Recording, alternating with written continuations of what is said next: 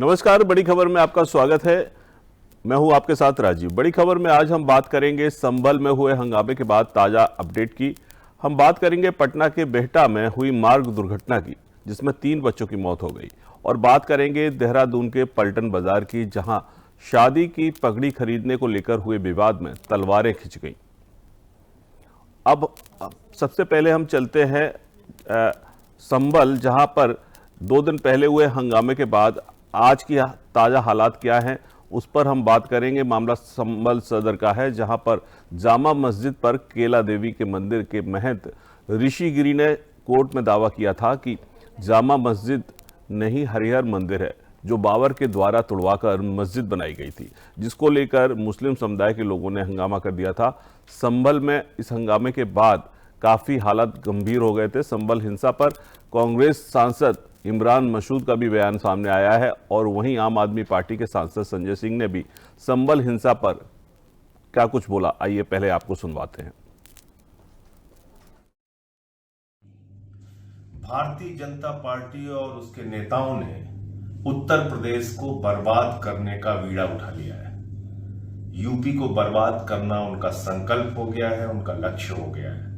कभी मुजफ्फरनगर के दंगे, कभी अलीगढ़ के दंगे, कभी बहराइच के दंगे और अभी संभल के दंगे। बीजेपी आपको ना तो रोजगार दे सकती है, ना महंगाई से राहत, और ना ही आपके बच्चों के लिए स्कूल और अस्पताल बना सकती है। वो सिर्फ दंगे दे सकती है, झगड़े दे सकती है, फसाद दे सकती है। यही काम पूरे देश में कर रहे हैं, और यूपी को खास तौर से दंगे फसाद का अड्डा बना दिया है भारतीय जनता पार्टी के लोगों ने। संभल में जो कुछ हुआ, ये गहरी साजिश का हिस्सा है। और ऐसा मैं क्यों कह रहा हूं, ध्यान से बातों को सुनिएगा। अचानक 19 तारीख को दिल्ली से 2 वकील जाते हैं संभल में, जिला की अदालत में, वहां पर याचिका दाखिल करते हैं। उस याचिका में मिनिस्ट्री ऑफ होम अफेयर्स को पार्टी बनाया जाता है, कल्चरल मिनिस्ट्री को पार्टी बनाया जाता है, एएसआई के 2 अलग अलग विभागों को, अधिकारियों को पार्टी बनाया जाता है, डीएम को पार्टी बनाया जाता है, मस्जिद की कमेटी को पार्टी बनाया जाता है। ध्यान से सुनिएगा, इतने लोगों को पार्टी बनाया जाता है। आप जानते हैं न्याय की एक प्रक्रिया होती है। कोई याचिका दाखिल होती है, किसी के खिलाफ होती है, कोई पार्टी होता है, तो उनको एक सामान्य सा नोटिस जाता है कि इस मसले पर आपका क्या कहना है, आपके क्या विचार हैं। बगैर दूसरे पक्ष को सुने हुए, बगैर किसी के वकील को सुने हुए 4 बजे ऑर्डर कर दिया जाता है कि सर्वे किया जाए, उस जामा मस्जिद का सर्वे किया जाए। 4 बजे ऑर्डर होता है। ध्यान से सुनिएगा, 10 से लेके 5 तक कानून के मुताबिक कोई सर्वे हो सकता है, उसके ना पहले ना उसके बाद। डीएम साहब होम मिनिस्ट्री के लिए, कल्चरल मिनिस्ट्री के लिए, एएसआई के लिए एक वकील भी नियुक्त कर देते हैं। का काम सरकार ने किया है, जाने चली गई हैं। गम के साए में कैसे उत्सव मनाया जा सकता है, जहां जाने चली गई और न्याय नहीं मिल रहा है। तमाम हजारों लोगों को झूठे मुकदमे में फंसाया जा रहा है। वहां के सांसद, वहां के विधायक और उनके पुत्र पर झूठे मुकदमे लगाए रहे हैं। पूरी गलती है तो वो सरकार की है। सर्वे जब एक बार हो चुका था, फिर दोबारा सर्वे क्यों करना? और अगर दोबारा सर्वे भी करना था तो आपस में बैठ करके बातचीत की जा सकती थी। बातचीत कर करके जो बातें रह गई थी उनका दोबारा सर्वे कराया जा सकता था। सर्वे के खिलाफ नहीं थे, लेकिन जिस तरह का सर्वे करते समय जो टीम के पीछे नारे लगा रहे थे, क्या उनके खिलाफ कोई कार्रवाई हुई? क्या सर्वे के साथ और टीम के साथ बीजेपी के कार्यकर्ता थे जो भड़का रहे थे, क्या उनके पास ऊपर कार्रवाई हुई? क्या उनको गिरफ्तार किया गया? क्या उनको जेल भेज दिएगा? विपक्ष न जाए वहां पर जो लोग परेशानी और तकलीफ में हैं, उनकी बात न सुन पाए, इसलिए इंटरनेट बंद है, वहां पर कोई जा नहीं सकता है। हमारे 2 लीडर ऑपोजिशन हैं, दोनों हाउस के, दोनों जाना चाहते हैं आज, लेकिन दोनों को जाने की परमिशन नहीं दे रहे हैं। अगर हम भी यहां से चल दें, मान लीजिए अभी गेट बंद कर देंगे, हमारे सभी सांसद चाहते हैं कि हम जाएं आज संभल। अगर हम संभल जाने के कहेंगे तो कहेंगे संविधान नहीं मानते, कानून नहीं मानते, सरकार का नहीं मानते। वर्ग को भी इसमें उनके खिलाफ हम नहीं, मैंने इस बारे में अभी मैं जब डीजी से बात कर रहा था तो मैंने नाम लेके कहा कि जियाउर रहमान वर्ग तो उस दिन थे ही नहीं, वो तो बाहर से वो कैसे मुलजिम हो गए। तो उन्होंने हमें जवाब दिया कि एक भड़काऊ भाषण दिए। तो हमने कहा भड़काऊ भाषण क्या होता है? अब वो अपने मस्जिद में या कहाँ क्या बोले, उससे क्या मतलब है? कहीं लेकिन मैं निष्पक्ष जांच कराता हूँ। सर, कई लोग मारे गए हैं, 5 लोगों की मौत की बात सामने आ रही है और कह रहे हैं कि कुछ समाजवादी पार्टी के नेताओं के उससे जो है वो गोली चली है। कुछ लोग कह रहे हैं पुलिस ऐसा नहीं है। आपने बोला कि पुलिस 2 तरह के असलाहे रखती है। देखिए, हमने कहा है जी, हमने हमारे घर पर जो पूछने गए थे तो मैंने कहा हकीकत ये है, पुलिस बहुत, आप इनके कार्यकलापों को बहुत दिनों से देखते आ रहे हैं। जब ये गोली चलाने की बात करते हैं तो सरकारी बंदूक से गोली कम चलाते हैं। संभल की जो गंभीर घटना हुई है उसके संदर्भ में सही जानकारी प्राप्त हो सके और उसकी सारी तथ्यों के बारे में हम पूरे प्रदेश को जाकर के बता सकें, इसलिए हमारे राष्ट्रीय अध्यक्ष जी ने एक प्रतिनिधि मंडल का गठन किया था मेरे नेतृत्व में। मुझे वहाँ जाना था, मैं सवेरे ही 10 बजे निकलने वाला था, लेकिन इसके बाद डीजी से मेरी बात हुई तो डीजी साहब ने मुझसे कहा कि साहब उनको पता था कि मैं जा रहा हूँ। उन्होंने तुरंत, हमने उनसे कहा कि इस घटनाएं हो रही हैं, हमारे यहाँ के लोग फर्जी फंसाए जा रहे हैं, आपने हमारे एमपी पर जो वहाँ था नहीं उस पर भी मुकदमा लिखा दिया।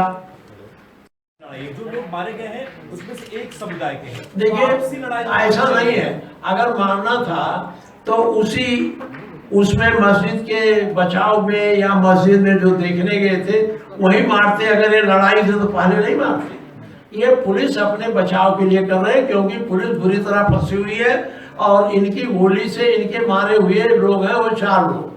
अब इसकी जब निष्पक्ष जांच होगी तब इसका पता चलेगा। यूपी सरकार की जांच का भरोसा है आप लोग को यूपी पुलिस पे?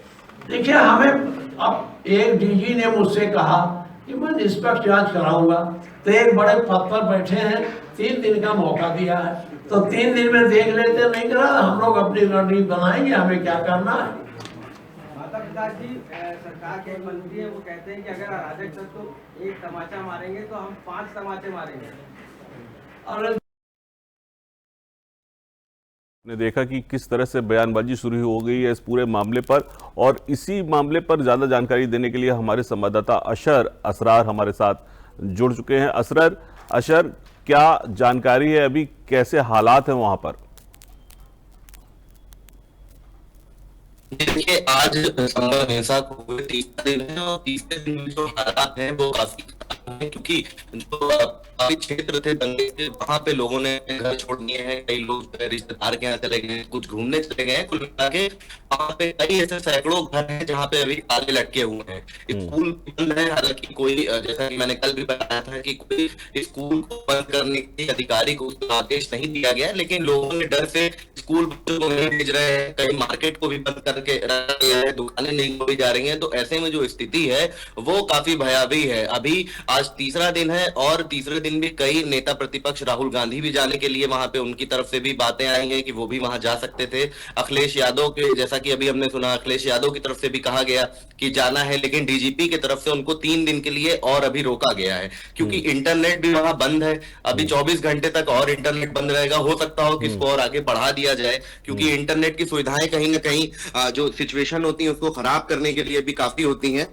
तो उसको देखते हुए अभी फिलहाल वहां पे स्थिति को कहा जा सकता है कि पूरी तरीके से काबू में नहीं है, क्योंकि जो मस्जिद जाने के 3 रास्ते हैं उन तीनों रास्तों पर बैरिकेडिंग कर दी गई है और सुरक्षा के कड़े इंतजाम कर दिए गए हैं। आरएएफ के साथ साथ पुलिस की जो टुकड़ियां हैं उनको तैनात किया गया है। जगह जगहों पर चेक पोस्ट बनाई गई है। साथ ही साथ जो संभल के बॉर्डर के हैं जितने भी, वहां पे चेक पोस्ट बनाई गई है और उन बॉर्डर्स पर अलग से पुलिस की तैनाती करी गई है, यानी कि कोई भी बाहरी जो है उनको अंदर प्रवेश नहीं नहीं मिलेगा और उस पे एक एक चेकिंग होगी और देखा जाएगा। खास तौर से देखा जा रहा है कि जो डग्गा मार वाहन है, क्योंकि उसमें भी लोग बिना आइडेंटिफिकेशन करे ही हुए अंदर जिले में एंट्री कर लेते हैं, तो वहां पे उन जगहों पर खास तौर से जो पुलिस की सुरक्षा है उसको बढ़ा दिया गया है, चेक पोस्ट बना दिए गए हैं, बैरिकेडिंग करी गई है कि कोई भी बाहरी व्यक्ति संभल जिले में अंदर ना आए। जो भी आ जा रहा है उसका आधार कार्ड चेक किया जा रहा है, वाहन को चेक किया जा रहा है, इंटरनेट को बंद कर दिया गया है और जो भी नेता हैं, जो भी दूसरे विपक्ष के लोग हैं, उनको जाने के लिए मना किया गया। उनसे निवेदन कर रही है पुलिस कि आप 2 से 3 दिन तक वहां ना पहुंचे।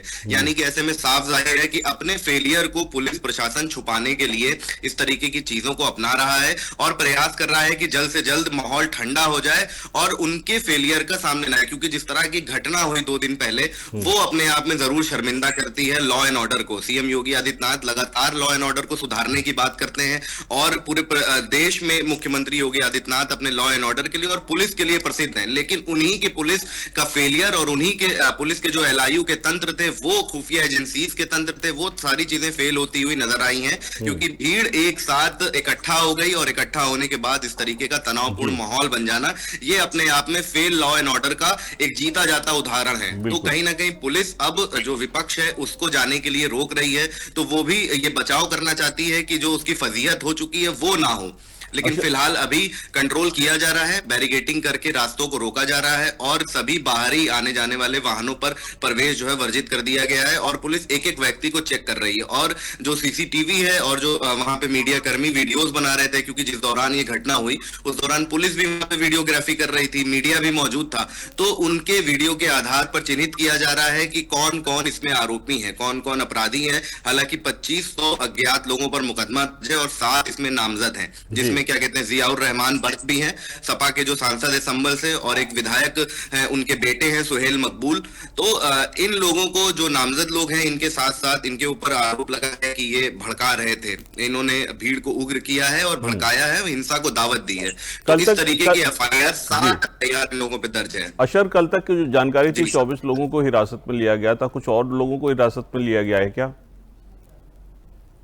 जी, फिलहाल अभी 24 ही की पुष्टि करी गई है पुलिस की तरफ से। 24 लोगों को हिरासत में लिया गया, जिनमें 3 महिलाएं भी शामिल हैं और 4 के आसपास नाबालिग भी शामिल हैं। अभी फिलहाल इसमें कोई भी ऑफिशियल रिस्पॉन्स पुलिस की तरफ से नहीं किया गया, क्योंकि डिटेन करके संवेदनशील मामला है, तो डिटेन करके उनसे पूछताछ की जा रही है और कौन कौन शामिल हो सकते हैं लोग, उन लोगों के बारे में जानकारी जुटाई जा रही है। क्योंकि जैसा कि जो तस्वीर है वो साफ है, एक साथ 3 से 4 हजार लोगों का इकट्ठा हो जाना है, जरूर इस ओर इशारा बिल्कुल, कि ये प्लान चीज थी जिसको देखा जा रहा था कि जब सर्वे होगा, इससे पहले एक सर्वे हुआ था, उसके बाद मुश्किल से 5 से 6 दिन के अंदर ये दूसरा सर्वे होना था।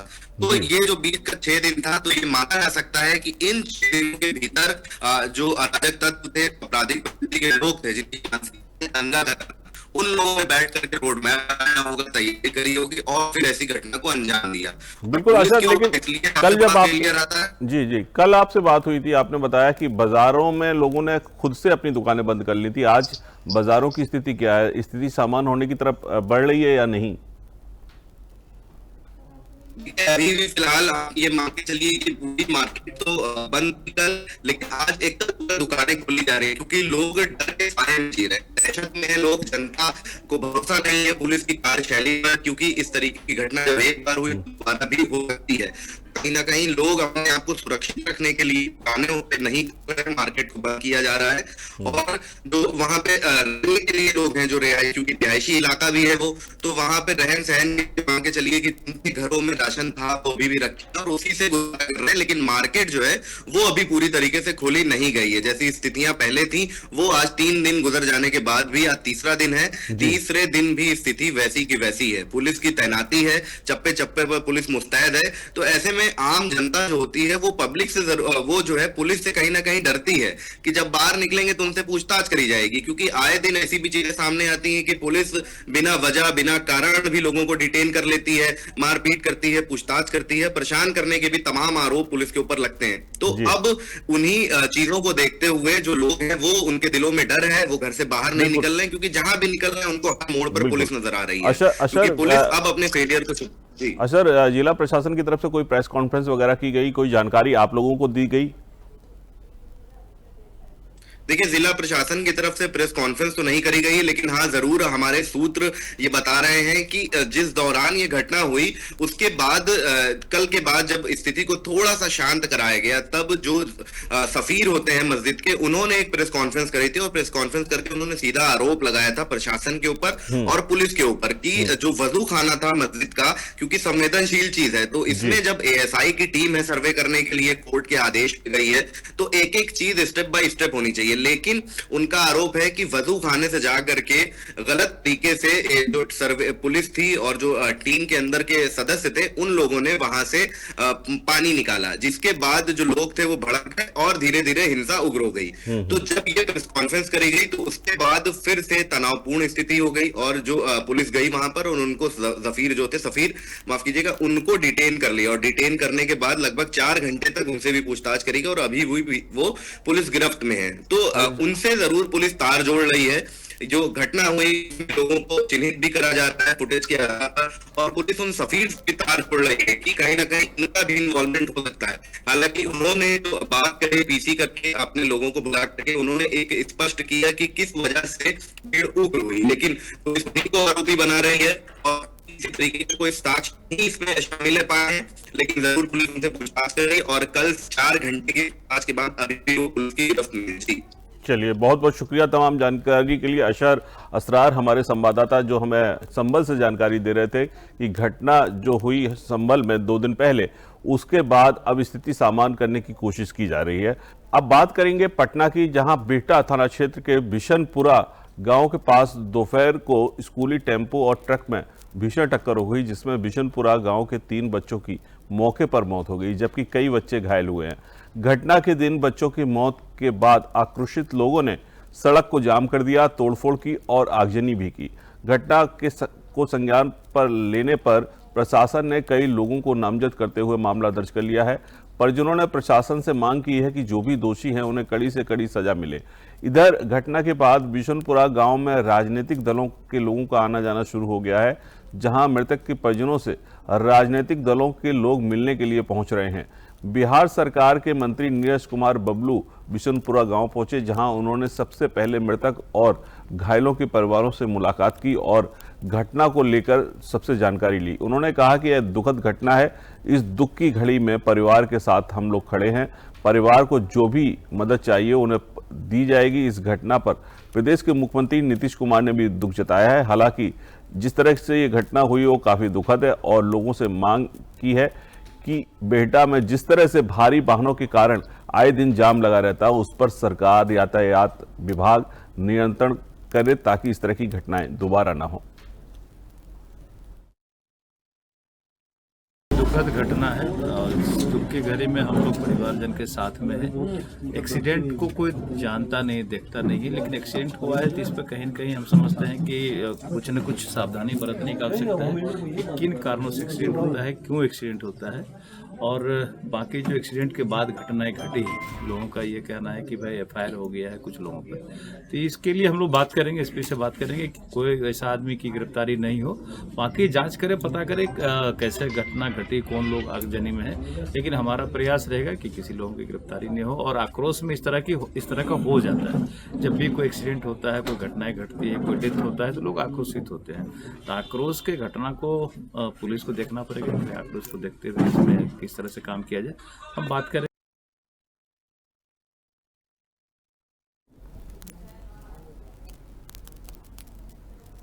बिहटा की इस खबर पर ज्यादा जानकारी देने के लिए हमारे संवाददाता शोहेब खान हमारे साथ जुड़ गए हैं। शोहेब, क्या कुछ जानकारी है, ये दुर्घटना आखिर हुई तो हुई कैसे?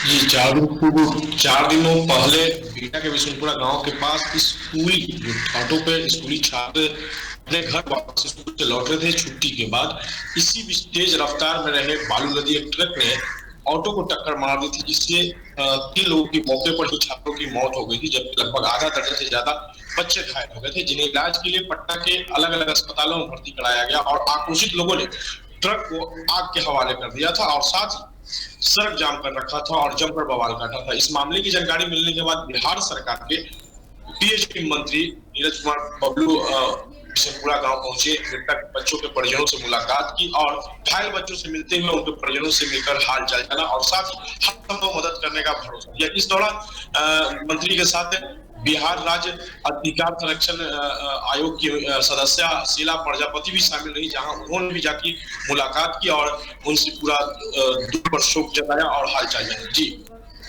तो अभी फिलहाल स्थिति क्या है शोएब वहां पर, क्योंकि जिस तरह से जाम लगाया था पुलिस ने जाम हटवा दिया है, लोगों को परिजनों को समझाया है और उनको सांत्वना दी है। अभी वर्तमान स्थिति क्या है बिहटा की अगर हम बात करें? अभी बिहटा की स्थिति था कि उस दिन जो दुर्घटना हुआ तो इस बीच कुछ लोगों ने, असामाजिक तत्वों ने, जामकर्ताओं और आक्रोशित लोगों ने सड़क को भी काट दिया था, जहां जेसीबी मशीन लगाकर, जिसके कारण आवागमन बाधित हुआ था। फिलहाल उसके बाद पुलिस ने उसकी विभाग के द्वारा मरम्मति कराकर आवागमन शुरू किया है और भी स्थिति अभी सामान्य है, पूरी तरह से भी शांतिपूर्ण तरीके से है, जहाँ अलग अलग मंत्री या जो भी पक्ष विपक्ष के लोग परिजन से मिलकर दुख प्रकट करते हुए शोक जता रहे हैं और इस मामले में पूरी तरह से सभी जो आक्रोशित लोग थे, जो जामकर्ता थे, उन पर कार्रवाई ना करने का अपील स्थानीय प्रशासन और पुलिस पदाधिकारी से कर रहे हैं। जी, लगातार सरकार के नुमाइंदे और नेता लोग आ रहे हैं, तो क्या मांग की गई है कि जो यातायात व्यवस्था जहां जाम लगता है इसको सही किया जाए? जी, सरकार से और स्थानीय प्रशासन से लोगों ने मांग किया है कि सड़क पर ठोकर लगाने के लिए जिसको ब्रेकर कहा जाता है, ब्रेकर लगाने की मांग की है और साथ तेज रफ्तार में गाड़ी ना चले, जिसके कारण इस तरह की घटनाएं इस सड़क पर ना हो सके। इसके अलावा 5 दिन पहले भी जिलाधिकारी डॉक्टर चंद्रशेखर सिंह, एसएसपी राजीव मिश्रा ने सड़कों का निरीक्षण किया था, जहां लगातार सड़क पर भी जाम की समस्याएं बन रही थी, जिसे लेकर लगभग 1 वीक की स्थिति हो चुकी है सड़क में, जहां एक रूट तैयार किया गया जो एक बिहटा खगौल होते सड़क जाती है और जो दूसरा है मनेर दानापुर होते जाती है, जिसे 1 वे कर दिया गया। हालांकि अभी तक स्थिति समान है, जाम की स्थिति लेकिन लग रही है, जिसे लेकर बिहटा के लोग काफी परेशान रह रहे हैं। फिलहाल इस पर पुलिस प्रशासन भी गंभीरता दिखा रही है। चलिए, बहुत बहुत शुक्रिया तमाम जानकारी के लिए। तो हमारे संवाददाता शोएब खान हमें बता रहे थे कि किस तरह से बिहटा में एक दुर्घटना में 2-3 बच्चों की मौत हो गई है और इस घटना के बाद लोग आक्रोशित थे, जिन्होंने सड़क पर जाम लगाया और वाहनों में आग लगा दी। फिलहाल हम रुकेंगे एक छोटे से ब्रेक के लिए। ब्रेक के बाद फिर से आपको बताएंगे देहरादून के पलटन बाजार में जहां पगड़ी की खरीद को लेकर आपस में विवाद हुआ और तलवारें खिंच गई। और ब्रेक के बाद एक बार फिर से आपका स्वागत है। अगली खबर देहरादून की है, जहां पलटन बाजार में मामूली कहासुनी में 2 पक्ष आपस में भिड़ गए। बता दें कि शादी की पगड़ी खरीदने को लेकर विवाद हुआ था। बताया जा रहा है कि मोल भाव को लेकर इतना विवाद हुआ कि इस विवाद में 2 युवक घायल हो गए। विवाद बढ़ने पर एक दूसरे पर तलवारें खिंच गईं। बीच बचाव करने आए लोगों को ने भी तलवारें निकाल ली और पुलिस ने आरोपियों के खिलाफ मामला दर्ज कर लिया है और गिरफ्तारी भी 2 लोगों की अब तक हो चुकी है। तो ये खबर पलटन बाजार की है, जहां 2 लोग आपस में भिड़ गए। सिर्फ पगड़ी खरीदने को लेकर विवाद हुआ था, शादी के लिए पगड़ी खरीदने को लेकर विवाद हुआ था, जिसमें 2 लोगों के बीच में लड़ाई हो गई और तलवारें खिंच गई।